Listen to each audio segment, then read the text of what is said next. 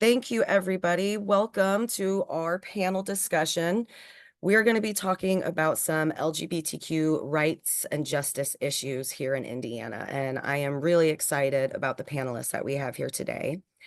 My name is Chelsea. I am the Director of Outreach for the MADVoters organization in Indiana. We focus on legislative education and voter outreach. The candidates that you'll be hearing from tonight are all MVPs with our organization, which means that they have been verified and have the same values as us and plan to uphold those values during their time in office and during their campaigns. So we're really excited to have them here. We also have some advocates here tonight from Muncie, a brand new organization that I am really excited to hear more about and let you guys learn more about. Their name is Muncie Queer Alliance, and we're going to be hearing from them in just a moment. But what I do want to introduce you to is these lovely candidates we have here. And I'm going to go ahead and have you guys introduce yourselves so that I don't mess it up and you guys can really tell them who you are. So we're actually going to start with Veronica. Please introduce yourself. Hi, friends. My name is Veronica Pejril. I live in Putnam County, about 2 counties over from Marion County, and I'm currently running for State Senate District 24, which includes most of Hendricks County as well as most of Putnam County. So from a municipality standpoint, that includes Brownsburg, Avon, Danville, Greencastle, Rochdale, Russellville. I've been a Hoosier for 28 years. Well into the majority of my adult life. We came here from the state of my birth, the state of Illinois, and we are Hoosiers by choice.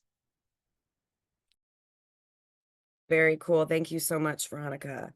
And Dr. Chris, please introduce yourself. Right, thank you, Chelsea. My name's Chris Hartig. I'm the Democrat candidate for House Rep 29, and that's in Noblesville. Been a Hoosier pretty much my whole life, and in Noblesville since 2006. The reasons, it seems like every single personal liberty is under attack right now. ACLU's tracking 523 bills for anti-LGBTQ across the country. And so as a parent of an LGBTQ daughter, I have a vested interest in, protecting rights of everybody. And, so I'm going to be a strong advocate for equality. I had a non-binary child commit suicide 2 years ago, so I know the vulnerability, and they're under attack right now. And when 41% of LGBTQ youth attempt to harm themselves, and 87% claim some sort of harassment against them, I know we have to do better to protect the most vulnerable. Absolutely. Thank you, Chris, and thank you for sharing that. And I know we'll get more into it here in a little bit. I look forward to hearing more from you on this. Definitely a different perspective than most of us on this call. All right, Dan, please introduce yourself. My name is Dan Sikes. I am from Lafayette, here, Indiana, obviously, running for House Representative District 41. Just to basically let you guys know, before I was a candidate, I was a voter, and I always felt like, especially part of the LGBTQ plus community, I had a voice and it wasn't being heard. I felt like there's not enough representation in the government, so I decided to throw my name in the hat. So now I can be your ears when you need to voice whatever is the concern. Thank you, Dan. Before we move on, we've had a request to add the plus onto the LGBTQ just for the inclusion of everybody. And we appreciate that. Thank you guys so much. And then we are going to hear from Suzanne. Hi, I am also a Hoosier by choice. I was born and raised in Louisiana and moved up here with my wife 22 years ago. So I fell in love with this state. We're here because we want to be here. She's a Ohio, Cincinnati person, and we found Greenwood is home. So representation matters. 2 years ago, when the Dobbs decision came down, that's when I decided to finally get into politics. I couldn't sit back anymore. Our rights as women's health, our rights as our gay marriage rights, every single thing is under attack right now. So I've been telling people, if the Handmaid's Tale doesn't scare the crap out of you, you're not paying attention. So I'm running for State Senate, District 36, Greenwood, south side of Indianapolis. Thank you, Suzanne. And something that I think you guys all have in common is you heard the call. You knew that things were just going too far at this point. And that seems to be what I hear from a lot of our candidates. And I know we're so grateful that you showed up when the call went out. And as Sam from Muncie Queer Alliance, please introduce yourself. Hello, everyone. Thank you so much for having me tonight. My name is Sam McCollum, and I'm on the leadership team for Muncie Queer Alliance. We are a new grassroots organization local to Muncie, Indiana. And we do a variety of things. We offer various resources. We host events. We're actually about to have our launch, and we're very excited about that. And we work to create an environment where everyone feels welcome and valued. We recently released a list of LGBTQIA plus mental health providers that are local to Muncie, but I think we want to expand that and see what we can do. Maybe make it like an Indiana list. That would be awesome. Statewide, that would be great. And yeah, we're very driven. We want to be involved in the conversation, and we can't wait to hear from you. Thank you, Sam. And I know Sam personally, and Sam has been just an incredible advocate in the community in general. So the building of Muncie Queer Alliance in Delaware County has been a very important thing and really lovely to watch. So thank you, Sam, so much. And, we're going to have just a laid back conversation. We want to hear from each of you about your feelings on this. And we're just going to kind of get right into it. And we would love it if you guys would share your personal journey and the intersection with the LGBTQ plus community. And whoever wants to go first, you're on. I'll be happy to go first, since I keeping me, well, I started with the introductions. So my story, I came to Indiana in 1996 when my kids turned 2 years old. I had just finished graduate school back in 1990, wound up meeting an amazing another woman. We decided that we were going to have kids.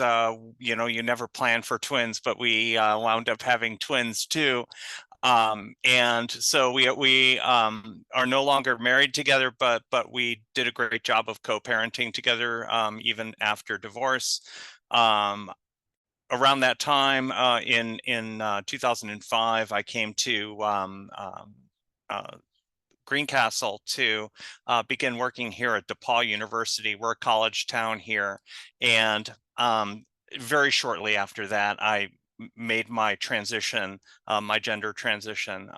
So that was nearly 20 years ago. I've started HRT even longer before that. So I transitioned during George W. Bush administration. So for all those folks in the State House who think that the transgender phenomenon is some sort of recent invention by progressives, you know, our elders go back well over a century in this community, and our history is long and storied. So you know, I made Greencastle my home very quickly. I had a community that embraced me very well. I feel that, you know, in my workplace, I've got great support there.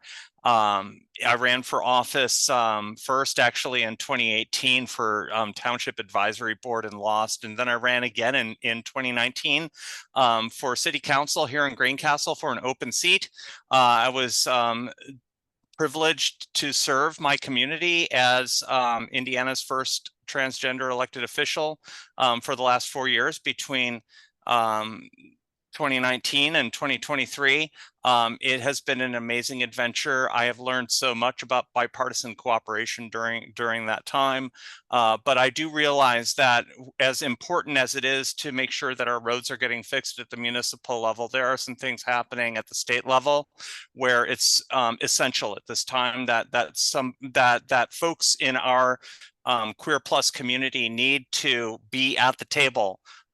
Because they are having us for dinner when we're not at the table, quite frankly. If that's not that they might be having us for dinner, they are eating our lunch at the table, and it's time for us to be at the table and representing ourselves in the room where this horrible stuff is happening. Absolutely. Thank you, Veronica. And, you know, running for office in general is hard enough. When you are part of a community that is under attack by the very people you're supposed to be relying on to protect you and write good policy, that is a completely different kind of journey, I would imagine. And, you know, thank you guys very much for putting yourselves out in that way. And, you know, I'll wrap up by saying, you know, I've had the privilege to continue serving my community in many ways since the last 4 years as an elected official. I'm currently appointed to be president of our zoning board, which I've discovered is somewhat more powerful than being a city councilor, at least in our little community here. We've got a human relations board, which I participate in, which right now is having really important conversations about the intersectionality between substance use disorder and mental health, and the way that we respond to mental health crises in rural Indiana.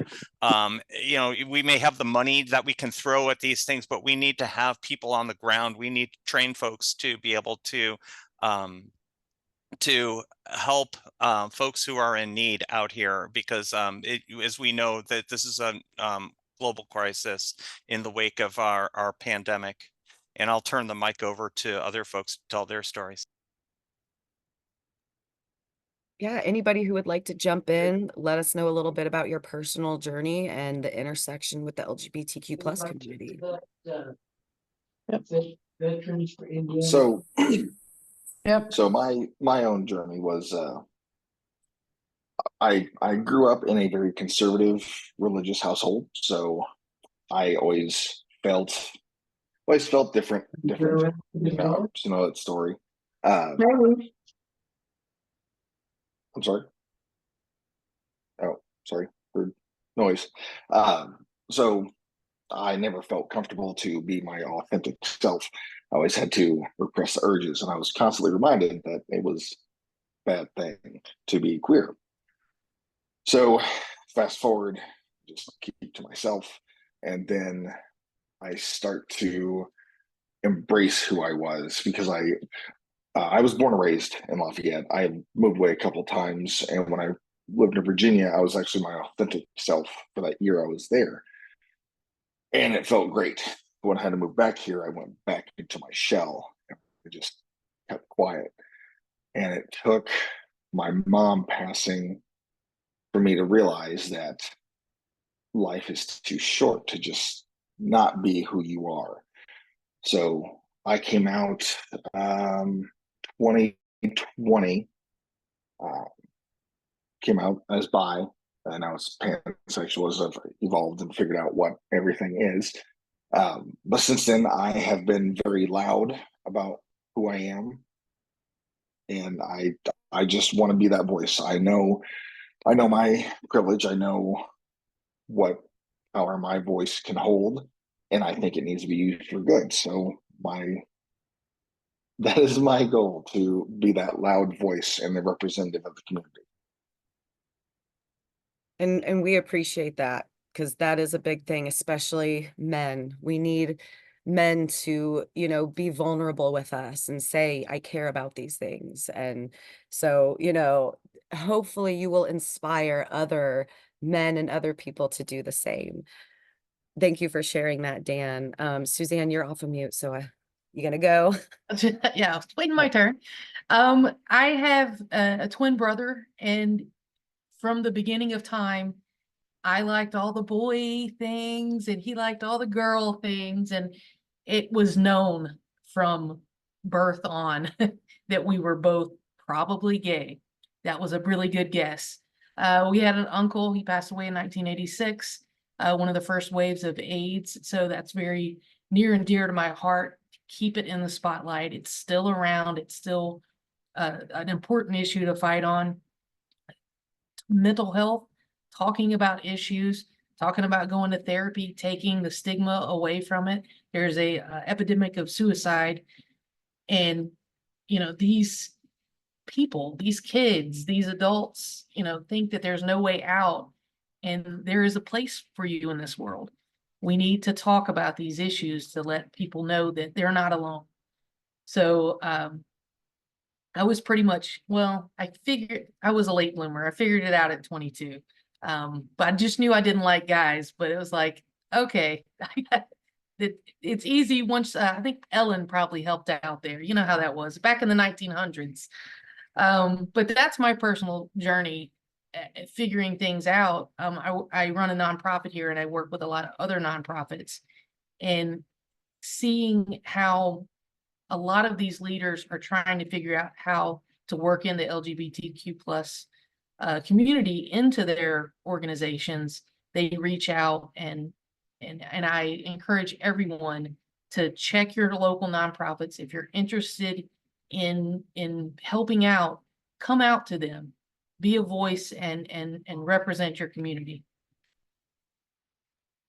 Absolutely. Good advice, because it starts with us. It's all about grassroots efforts here in Indiana, because our voices are already so pushed down. So it's up to us and really raising everything up. Chris, please. Yeah. Well, I just want to say thank you so far who's shared, and how brave you are to be your authentic self. And as a strong ally, I just want to say, love who you love, and you belong. I was just out canvassing a couple days ago, and a primary voter, and spoke with her, and she's a lesbian, and she told me about how in the 1960s, um, they would have to kind of hide, and they would only go to music festivals or small events, and then during the day just go back to hiding and just live their normal self. And we had a pretty good conversation, and she said, right now I'm more scared to be my authentic self than I was back then. We're going backwards. And it's very intentional, and Veronica's like, it's under attack. If one bill doesn't pass, they're going to keep bringing it. Like the House Bill 1447 comes to mind, when they can now charge libraries if somebody finds the material offensive, and so everyone's going to be kind of frozen in fear. Just these don't say gay initiatives, or forcibly outing kids, how little kids talking about going to the zoo with their two moms. Oh, we can't talk about that. You know what, when you talk about the vulnerability of youth, they can't, they have to go into hiding. And I I was given a great opportunity with my child born, Callie, later identified as Cam, they, them. It explained kind of the transition of figuring themselves out in youth, and told me, over several years you understand, okay, hey, I'm a little different, and then get to a place where it's like, okay, what's my name going to be? And this is a process over years and years, and then they come out in their most vulnerable moment to people, and you're getting everything all at once, but to them it's been a process of several years trying to figure out who they are. And unfortunately, some people are not accepting right at that moment, and that makes them so vulnerable. Now, Cam did not commit suicide because of being LGBTQ plus. However, these they are very vulnerable at that moment, and to know, hey, there's not a very supportive outside community of their existence. And my youngest identifies as lesbian, and we've had to have talks of, okay, she's asking, hey, can we move to Madison, Wisconsin, or move to Illinois? And I'm like, no, it's going to get better. We're here, and all of these candidates, a lot of these are House reps, and I'm running for House rep. We're trying to break the supermajority, and if anyone doesn't understand what that supermajority is, that's basically 2/3 where the Republicans, well, the party in supermajority, which is the GOP now, can pretty much push through anything and ignore the other party. And so that leads to extreme without even a voice to put up any resistance. And this is what we're seeing right now. If a bill doesn't pass, trust me, it's going to come through again and again.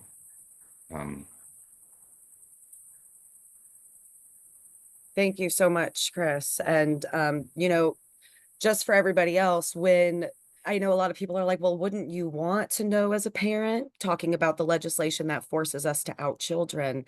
But what some people don't understand is that school is sometimes the only safe space for some of these children. Their parents knowing that they aren't who they say they are could be one of the most dangerous things you can do. And we have seen a lot of young suicides in Indiana since this kind of legislative bullying has begun. Just off the top of my head, there are multiple stories that come to mind that touched me, of children here in Indiana who are being bullied by their legislators. How are they going to feel safe anywhere when they know policy can come for them? So thank you guys so much for that. And, I would like to ask Sam, as an advocate, how does it make you feel to see these candidates really seeing that issue and kind of stepping up to the plate to take a swing at things? Yeah, I was listening, and I just want to say, you all taking this initiative and bringing this to the forefront of your missions, you all are really my heroes. Just being so public with this, it means a lot. It means a lot to us.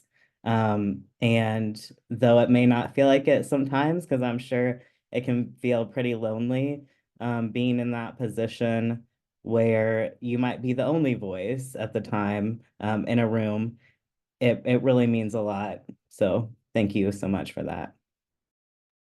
100%. Half the battle is showing up. And, each time we show up, somebody else sees us and they go, man, that person's fighting for me.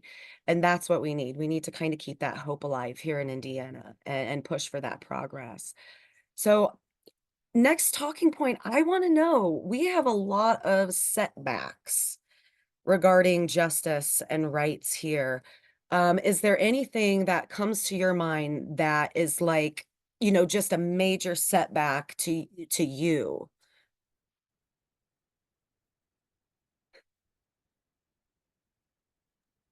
To me, Anybody, as far as legislation, like how, is there anything that you feel that has happened that like really sets you back as an individual? well, I can't speak for everyone, but definitely recently, the trans youth thing, that really, I feel like that was a huge setback. I mean, I saw it happen in other states, but I was just like, come on, like I should have seen that coming, but it's always, unfortunately, in my eyes at the time, right now, it's always it's always an initial shock, but it's not surprising, if that makes sense. For sure, especially right now. Like we wish we could be surprised in a wonderful way, right? I'll jump in on this one. You know, we've seen our supermajority in enacting laws that impact the people who have the smallest voices. And when I say that, I don't mean the LGBTQ plus community. I mean youth, people who don't have the voice and they don't have the vote to enact change within their own communities. Right. The fact of the matter is that we know that you know, just a couple of years ago, the American Psychological Association did a study on suicidality rates among youth in states that have hate crimes laws that protect LGBTQ students versus states that don't, right? And they learned that the suicidality drops in those states that have those protective laws, and stands to reason by the transitive principle that when you enact laws that are actively hostile to those students, and saying, you know, if you need to have an affirming name or go by a nickname in your classroom, that we're going to need to clear that with your parents, even if, you know, Robert wants to be called Bobby, that's got to have to be cleared with their parents, or you know, at the obviously, you know, gender affirming care for minors is a whole nother bag. But the fact of the matter is that the American Psychological Association, the American Academy of Pediatrics, all of the legitimate medical associations have concluded that gender affirming care saves lives, both for adults and for those youth who need it. And despite the misinformation and disinformation propagated by our currently seated Attorney General, there are no surgeries taking place on in Indiana minors with respect to genital surgeries. That just isn't happening. It's not part of the standards of care that have been in place for a very, very long time. Again, this isn't a new phenomenon. And it's not a social contagion. It's simply that you know, we're living in a society that has gotten more accepting of young folks expressing themselves, and suddenly the folks who have the levers of power have decided they're going to be pushing against those folks who have those smallest voices, and turning that into you know, campaign slogans that you know, just do harm to our community, especially to young folks in our community. So none of us really think that they care what other people have names. This legislation doesn't mean anything to them. It's a distraction. They're trying to have a shiny object over here to distract from the fact that they're not doing anything in the legislature. They're not doing anything to protect Hoosiers. They're not handling taxes. They're not handling roads. It's these high visibility bills that don't do anything, that they're just keep putting out there. What do they care what a child is named in school? This is the legislation they put out there. You know, we've got kids going hungry. Indianapolis pays for kids' schools. Just across County Line Road, you know, they're paying, I think it's like $3.75 a meal for free and reduced lunches, $5 for regular. You know, that's expensive. If you've got a family of four kids, you know, you're looking at a big chunk of your paycheck. Why are we not feeding all these kids? Why are we worried about their names and not what's in their stomachs. They can't learn if they go to school hungry. Absolutely. Such a great point. And I mean, would anybody else like to comment on this? Um, it-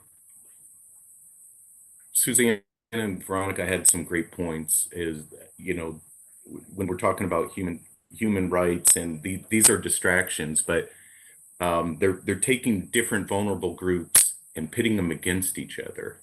You know, when you think, okay, the rhetoric, you know, and they use the buzzwords like transanity, and it's like, God, this is so disgusting from our elected officials. And then, you know, saying, okay, transgender athletes are who is taking away female rights, and we know better, but they're allowing this narrative to go on, where, you know, they're pitting two vulnerable groups against each other. And, you know, they touched on, you know, the schools and teachers being groomers, you know, teaching our kids to be gay when they're just giving an inclusive, safe environment for everyone. It's very strategic and intentional, but it is across the board, like just like Suzanne said. It's a distraction, and unfortunately it's gaining traction.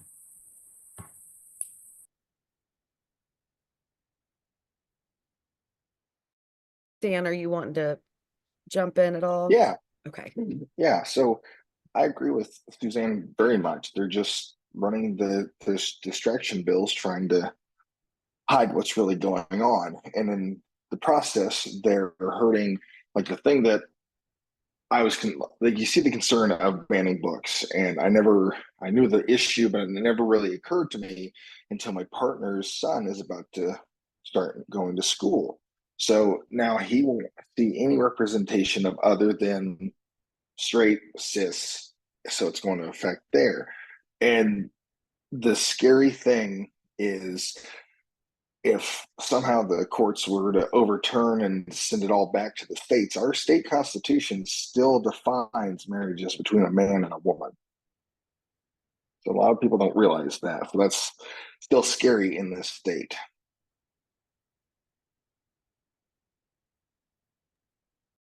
Thank you guys so much for sharing that with us. I just to kind of stay on topic a little bit, we had a question come through, and it was talking about the law that Sam brought up. It has totally shoved intersex youth under the bus. They were invisible collateral damage. How can we better serve intersex people of all ages, whether they know they are intersex or not? And it goes on to say at least 1.7% of the global population per the United Nations definition. And, you know, this I think is a really good question as far as like, what can we say? What is the script that we can give? What can we say? What can we do to put a little bit more attention on this and help in a way that no longer runs these people over? I guess I'll jump in and say, you know, there are many types of what the medical community recognizes as intersex.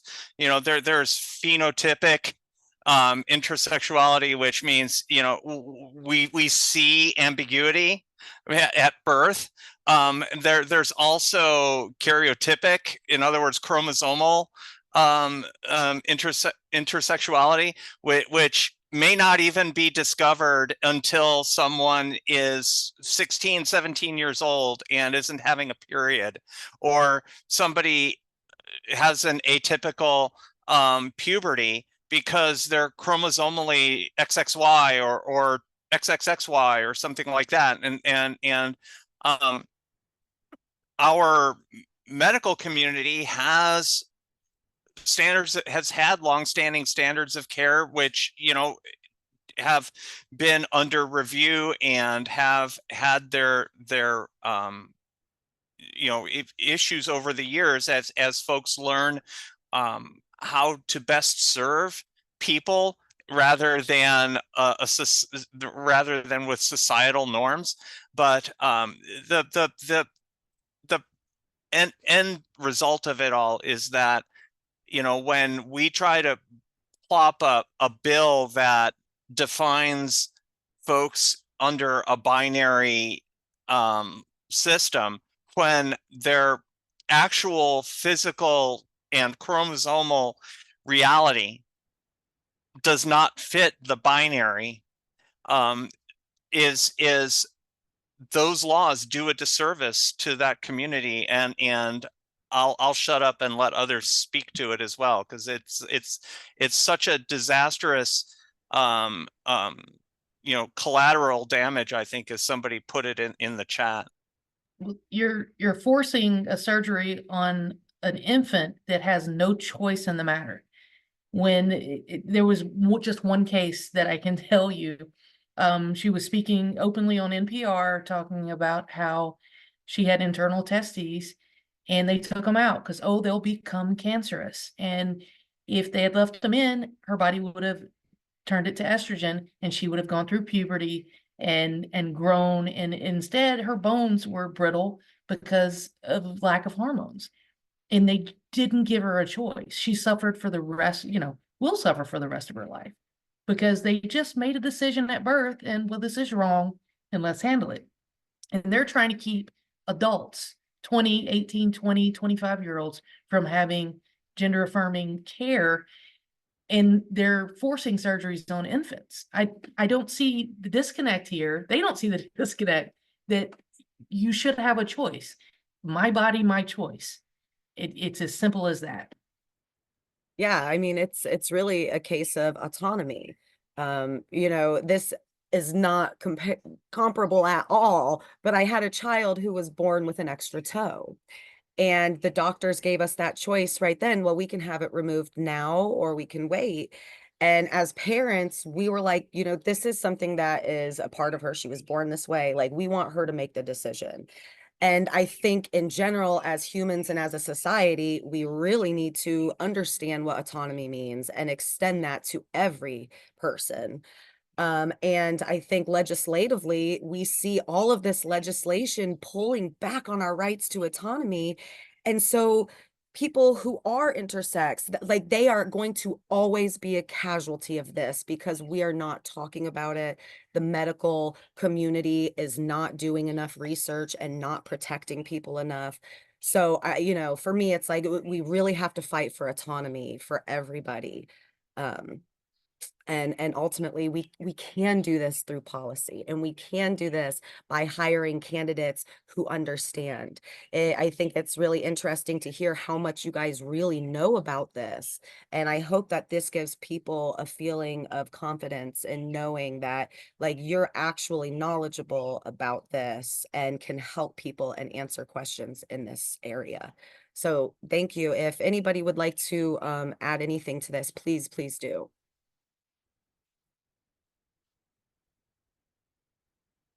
Yes, absolutely. Yes, these should not be fringe topics, right? So these are topics that need to come to the forefront. And those people who don't understand the terms and how these things work, that's okay. Everybody starts somewhere. We're here to learn and grow. And so you're doing a great job so far. Yes, absolutely. Candidates that have an understanding. And you don't have to be a member of the LGBTQ plus community to have that understanding. Okay.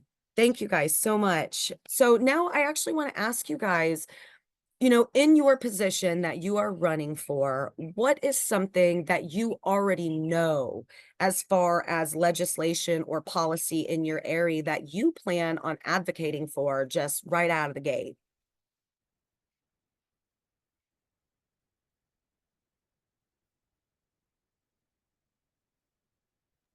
We don't have to do the same cycle every time. Somebody else can go first. But you're doing so well. Well, okay. So here's the thing. When I share my, they teach you in candidate school that you should have your three-legged stool of your top three topics. And honestly, there's so much crap going on in the state of Indiana that my top three topics are not about me. They are not about our LGBTQI plus community, but I will tell you, I will defend my community to the bitter end. So you know, I'm running for office because our you know, our state is just in such a horrible state of affairs. We are ranked 47th in quality of life. We're 41st in educational attainment. We're 50th when it comes to voter turnout. All of these things are just horrible outcomes already for our state. And you know, let's not get started about the third grade reading attainment level, where we've had in the past 10 years, the fail rate on that third grade reading score double in the last 10 years. And oh, hey, under the last 10 years, we've had a Republican supermajority and trifecta in the state house. Nobody else is there to take the fall for this. This is on them. We can do better, and we need better leadership for our public education. I'll start right there. We've got one school counselor for every 700 students in our public schools, and that is dead last in the nation. And we need to hire more school counselors. But what does the Indiana General Assembly do? They throw out bills that say, oh, we can bring on unlicensed, untrained clergy as proxy counselors. No, we need legitimate counselors in our schools, and we need to fund the training pipeline to provide those careers for Indiana's youth as they go through college. So I'll start there. And the second place that I want to go here is that, you know, we you know, obviously yesterday was the second anniversary of the Dobbs decision. I see so many faces here who were joining me at the State House yesterday to march with Jennifer McCormick for our reproductive freedoms. You know, when we talk about bodily autonomy, we're talking about bodily autonomy for folks like me too. You know, as a transgender person, understanding that, you know, I've been living with you know, female hormonal balance in my bloodstream for the majority of my adult life. And as I get close to retirement age, the thought of my state outlawing the healthcare that has really just turned my life around so much for the better, the thought just boggles my mind. And yeah, you know what, the first bill that the Indiana General Assembly passed this last session was? It was a bill that rolled back wetlands protections. Come on now, we can do so much better. And so obviously we're here to have a conversation about LGBTQ liberties and freedoms, but goodness gracious, there's just so much wrong that's going on. You know, I lost my oldest sister to overdose. We know that we've got a crisis of fentanyl in our communities. And according to the Department of Homeland Security, we know that fentanyl is coming across primarily at legal border crossings and not by mules who are crossing illegally at the border. You know, that's just disinformation that's promulgated by you know, dark websites. So my point here is that we need to get serious about the fentanyl crisis.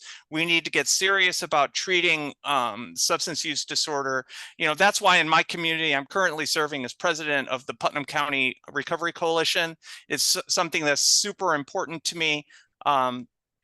Because I see so many people, young folks particularly, and substance use disorder has almost always, when our law enforcement officers get calls for mental health crises, there's almost always a substance use disorder component in there as well.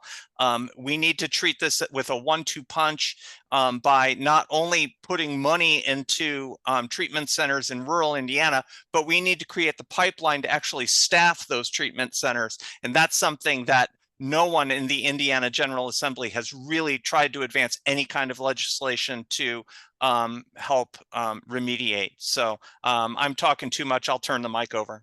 Thank you, Veronica. harm reduction is in the heart of my friend Sam too, and I know that, and I appreciate what you said. And I want to say thank you for saying what you did about this is not your number one issue going into the state house, because I think if we all just kind of sit back and really think about it and admit it to ourselves, these issues were only made issues by them. Like, these were not issues for us. Like, we want affordable housing and childcare and, harm reduction and mental health services. They're the ones that made this an issue. And I appreciate you saying that, because, I think that that's the truth in it, that there are a lot of things that we can do, like ending the supermajority, and these things would no longer be a problem. And just before we move on, so that people on the call, because, I do not know how much everybody knows, in Indiana, the supermajority, we have a Republican governor, a Republican attorney general, a Republican secretary of state, a Republican Senate, and a Republican House of Representatives, which means they can pass anything that their little hearts desire, and they do so. So anybody else who would like to open it up just to talk about the legislation that matters to you? Well, the question was, the first thing to do right out the gate would be the LEAP project. For those that are not aware of it, LEAP is looking to develop a pipeline to run from Tippecanoe County down to Boone County for their industrial park. That may sound like a great idea, but what it does, it affects Tippecanoe County's water. It's draining the aquifers in the Wabash River. We don't know what that's going to do for the future in the long run, what exactly the harm that this is going to cause. So that is at the top of my list. That is a very important topic too. A lot of people are very upset about the LEAP project. I highly recommend, if you are on this call and you have not heard about it, look into it. From what I have read, there were reports of some water issues from Tippecanoe County residents during their first testing phase. And that is worrisome, because we are living in a country where you would think access to clean water would be just a given, but we already have people in our country who do not have clean water. They can't drink out of their faucets. They can't shower in their showers. This is a problem in the US, and we need to talk about these water issues. I wanted to address Abby's comment about legalized cannabis. There's 81% of Hoosiers are pro medical marijuana. Only Democrats will speak to that, but I've seen some going through chemotherapy with breast cancer can just make it a little less crappy for them, or stop help the nausea and be able to eat. And also my cousin who passed from leukemia, when he had medical marijuana, he could be alert and have a little bit of appetite. And we know that this helps with military vets with PTSD, and address Abby's comment there, that I agree, and that's something where I really believe there's a lot of support for that. And I know Jennifer McCormick, says we can do this, a very well regulated cannabis industry. So I'm pro medical marijuana, and that's what the voters are telling us. You're looking at chronic pain. We have an opioid crisis. The medical companies, the drug companies do not want us to have medical marijuana because we can grow it at home. They want to be able to bill us for pill after pill after pill, and people are dying because of it.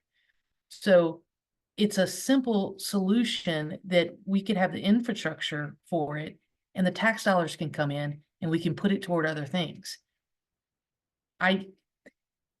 It became illegal decades ago because you could grow it at home and they couldn't figure out a way to tax you for it.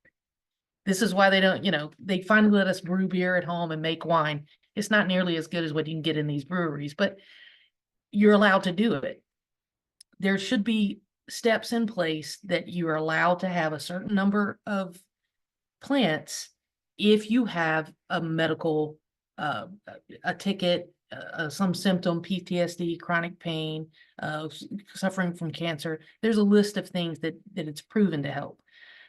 We go back to issues here. Teachers, we have got to take care of our teachers because our kids are our most important resource in the country, but in Indiana. If we can teach them, they're the ones that are going to take care of me in the nursing home. I want them to be educated. I want them to have better paying jobs. It puts tax dollars back in. It's an investment in our future. I've worked for FedEx for over 25 years. We have the 1-10-100 rule. If you can fix a problem right now, it'll cost $1. If you let it go down, the box comes open, the screws go everywhere. You have to stop the belt. It's $10 to fix it. But if you let it go down the belt and it gets in the gears, it's $100 to fix it. Why are we not trying to fix these problems when we can spend $1 on them in the beginning in the school systems? And we're looking at 10, 20 years in our future. And now we've got an educated workforce that's ready to perform and ready to push Indiana up higher in the numbers. Thank you, Suzanne. Thank you guys for discussing that with us. I think it was said kind of at the beginning of the call that we're going to see some stuff coming back. And, yeah, they throw things out to test the waters. And, I think that they realize we're kind of waking up a little bit. So my fear is that they're going to be a little bit more sneaky. So, oh gosh. What can people do? Because I think that this is really important. We've had a great conversation. I want to thank everybody for their input, for the questions. I know we said we'd do questions at the end, but I feel like they've just been a real integral part of this conversation for us. What can people do to help you with your campaign, with your area? Tell us. We're all ears. Well, it's about time to start canvassing hard, so I always need foot soldiers. Definitely need foot soldiers, and of course, campaign contributions. Absolutely. And guys, canvassing can be really fun. A lot of these candidates are willing to work with you on canvassing training, get you set up with somebody. So don't be afraid of training, and please take advantage of any training that is offered, because having that knowledge will come in handy at some point in your life. Yeah. So great, canvassing. Yeah, well, you might not be in my district, but your friends or family might be. So talk to your people, talk to your family, your friends, put it out on Facebook, talk about the issues that are important to you and why they're important. They may not think that the name bill and the schools and being able to having to change your name to contact a parent's not important, but talk to them why it is. Talk to them about the distraction, about any issue that's important to you. It's not 30 years ago where you're not supposed to talk politics or religion. This is the time. We're under attack. And if we don't talk about it and we don't get out, people register to vote and to vote, it's only going to get worse from here. 100% talking, friends and family, and make sure you're taking friends and family to the polls with you as well. Early voting. Make a day of it. So Abby keeps making some great comments as far as the education, and yes, this is the third time they've tried to change the diploma, and basically saying, hey, we're going to outsource half our education in 2 years and make that work related. You don't need the arts anymore, you don't need history, you don't need econ. Go out in the workforce early and you're good. And that's the plus, which is supposed to prepare you for college. So we're not going to improve from our 43rd. No. But it may, when we're talking about how you can help, and I'm an educator, teach college business and leadership for WGU Indiana. A lot of times get students and they say, hey, I'm no good at math, I can't do this. And my response always is, who told you you're no good at math? And, I always hear, hey, Democrats can't win in Indiana. And, who told you we can't win? We win. And everyone said this, if you show up and support us. And so, supporting us means getting out the vote, telling your friends, getting engaged. Mad Voters, we appreciate your engagement in all of this, and same with you, Sam. But we do need your support, and it can be canvassing. We need money. We're up against a fundraising machine with the Republicans, all of us. You can go to my campaign website, drchristopher.indiana.com, and with all of your candidates, donate as much as whose your values are worth to you, because as we talked about this, every freedom's on the plate right now. This election is very important, not just LGBTQ plus rights, all human rights, like others stated. So we're here, and kudos to all of the brave candidates sharing their stories today. I'm surprised, I'm inspired, and proud to be able to walk beside you guys. Thank you, Chris. In the politics game, they say time, talent, or treasure. You've got one of those things to give, at least one of those things to give. Folks are talking about canvassing. We're talking about phone banking as well. There are so many ways that say, for example, somebody who has mobility challenges, someone who's elderly but wants to help out, they can make phone calls from their home and support the campaign. Whether or not they live in Putnam County, they can help and support this campaign by making, doing phone banking. As far as talent is concerned, obviously we have folks who can, get their feet on the ground. We're still looking for some help on the comms ground, getting some assistance with our regular communications and social media. Other things that we can ask for from the talent perspective, is just folks who can help us run data. We've got high school kids and college students who are interested in learning this. And I think that us as candidates who are trying to inspire the new generation, we need to seek out those students too and give them opportunities to show leadership. Some of my campaign interns who are doing things like volunteer coordination. These are students from the university that I teach at. And then obviously treasure is important. We can do none of this without the resources that we need to do things. Say for example, a single mailer to our win number is going to be somewhere in the 30,000s.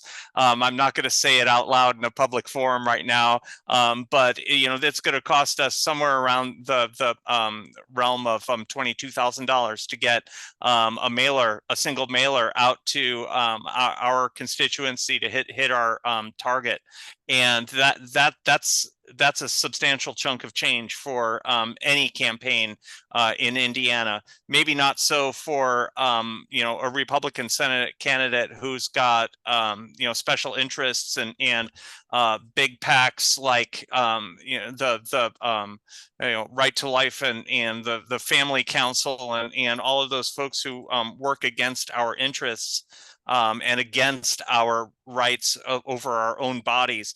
But we need to combat that stuff. Veronica for Indiana, and that's spelled out FOR, Indiana.com is where folks can learn more about my campaign and get engaged with either volunteering. Let us know what you can do. Do you live in Hendricks or Putnam County? Can you drive? Can you not drive? But also definitely we need more financial resources as well to get us across the finish line this fall. Absolutely. And again, it goes back to that grassroots organizing. We need everybody on every level to kind of get up and get activated in this space. And you can do stuff from your bedroom at home, just sharing that information. You can get involved at so many different levels. And, take advantage. you can see we're getting some information from our candidates in the chat. Please copy this information, take pictures of this information, reach out to these amazing candidates. And, you know, as the director of outreach for Mad Voters, I am just so honored and proud of everybody who has stepped up in this space to do this work. I want to thank you all so incredibly much for all the work that you're doing. I'm honored that we get to support you as our MVPs. We wish you nothing but the best on your campaign trail. And we look forward to getting out there and supporting you actively in canvassing, which we want to let our viewers know we are working to connect with our candidates to set up events to get you trained and out there canvassing. We would love it if you would join us. We would love it if you would bring your friends and family, because these candidates are worth putting the effort in for. So please watch for that. Remember their names. We've got Dan Sikes, Suzanne Fortenberry, Veronica Pejril, and Chris Hartig. Did I say that right? Because my tongue gets tied sometimes when I'm going fast with names. Hey, Chelsea, where will you be this weekend? Actually, we're going to be in a couple of places. Thank you, Suzanne. So we are trying to hit as many Pride events as we can all across the state. And we want to see you at Hendricks County Pride, and we want to see you at Seymour Pride. Irvington Pride? And Irvington Pride. Thank you. My goodness gracious. I'm all over there's so many prides, but this is fabulous. Find out about the prides in your area too, because we're seeing even new ones this year popping up. They are letting their community know that they are there and that there is space there. And that is so important. So now it's up to us as Hoosiers to show up and support these organizations and support the Hoosiers in our LGBTQ plus community and make a safe space for them. Dave, actually, I'm pretty sure we are going to be at Anderson Pride. We're going to be at Anderson Pride, Lafayette Outfest, Muncie Pride, and those are the ones that I can remember off the top of my head that are moving forward. And let's see. Yep. Oh, Plymouth Church Pride in Fort Wayne on Saturday. Thanks for mentioning that, Kelly. See, there's so many Pride events. I can't even keep them all straight. So to learn more about our MVP candidates and the 2024 election, check out Mad Voters on Facebook, Twitter, Instagram, and TikTok, and at madvoters.org. If you have any questions about how to get involved, we would love to connect you with these amazing MVP candidates. Thank you guys so much for your time.